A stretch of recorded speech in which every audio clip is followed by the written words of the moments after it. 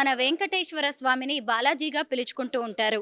ఈ బాలాజీ మందిర్ ప్రాంగణంలోని కళ్యాణ మండపంలో ఇక్కడ ఉత్సవమూర్తుల్ని ఏర్పాటు చేశారు. వైకుంఠ ఏకాదశి సందర్భంగా ప్రత్యేక పూజలు నిర్వహించారు. అసలు ఈ ఆలయంలో ఎలాంటి పూజలు చేస్తూ ఉంటారో పూజారి గారిని అడిగి తెలుసుకుందాం. నమస్కారం పూజారి గారు. ఓం నమో వెంకటేశాయ.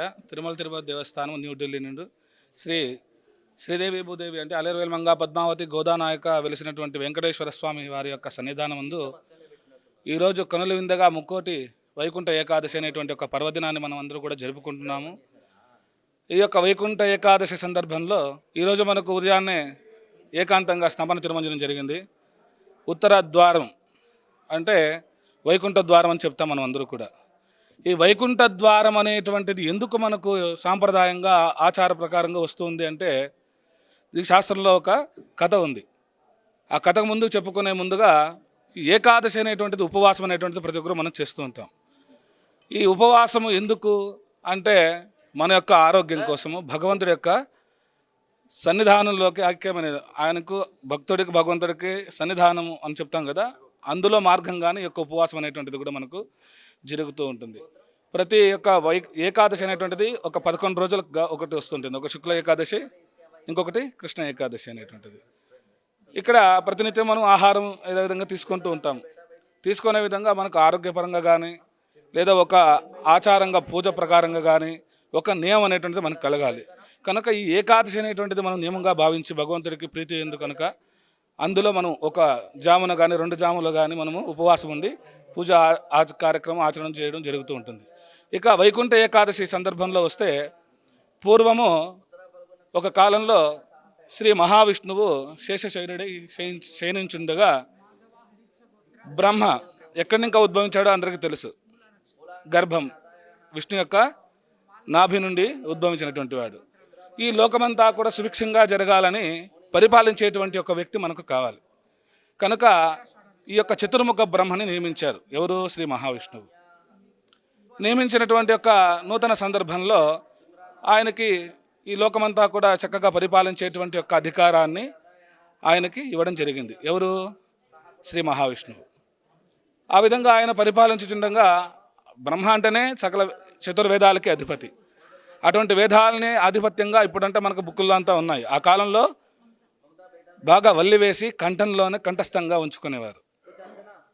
ఆ విధంగా ఆ గ్రంథ రూపంలో ఉండేటువంటి యొక్క ఈ వేదాలన్నిటినీ కూడా ఇద్దరు అసురులు, ఎవరంటే మధు కైటబులు, ఈ ఇరువురు కూడా అపహరించేశారు. ఇక లోకాలంతా కూడా సుభిక్షంగా ఉండాలంటే వేదాలు సంరక్షించుండాలి. ఆ వేదాల వల్ల మనకు అపహరించడం వల్ల రాక్షసులు ఇంకా మహావిష్ణువు ఎవరు ఈ విధంగా అపహరించారనేటువంటిది బ్రహ్మదేవుడు విష్ణుమూర్తి దగ్గరికి వెళ్ళి చెబుతున్నారు ఇలా అపహరించబోతాయి, ఇంకా లోకమంతా కూడా మనకు కష్టంలో జరగబోతుంది అని చెప్పగా ఆయన పరీక్షించి ఎవరు అనేటువంటిదంతా కూడా సమీక్షించి ఈ మధుకైటబుల్ అనేటువంటి విషయాన్ని తెలుసుకున్నారు. తెలుసుకొని వాళ్ళని పిలిపించారన్నమాట. పిలిపిస్తే ఎందుకు ఈ విధంగా మీరు అపహరించారనేటువంటి విషయం చేత వాగ్వాదం జరుగుతుంది. ఇంకా వారు మాతో యుద్ధం చేయాలని చెప్తారనమాట. అది సుమారుగా 1 సంవత్సరం రోజులు యుద్ధం జరుగుతూ ఉంటుంది. అందులో ఎవరు విజేతలు అనేటువంటిది తెలుసు. ఎవరు?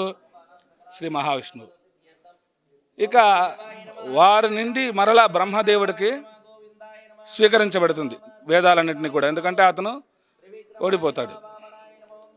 అందుచేత వారికి అనుగ్రహంగా నాతో యుద్ధం చేసేటువంటి ఒక ధైర్యాన్ని మీకు కలిగింది, అందుకు నేను ప్రీతి చెంది మీకు ఒక వరాన్ని ఇస్తున్నాను, కోరుకోండి అని అడుగగా మా యొక్క అజ్ఞానాన్ని మన్నించి మేము చేసింది పొరపాటుగా భావించి మాకు ముక్తి ప్రసాదించండి అని భగవంతుని కోరుతారు.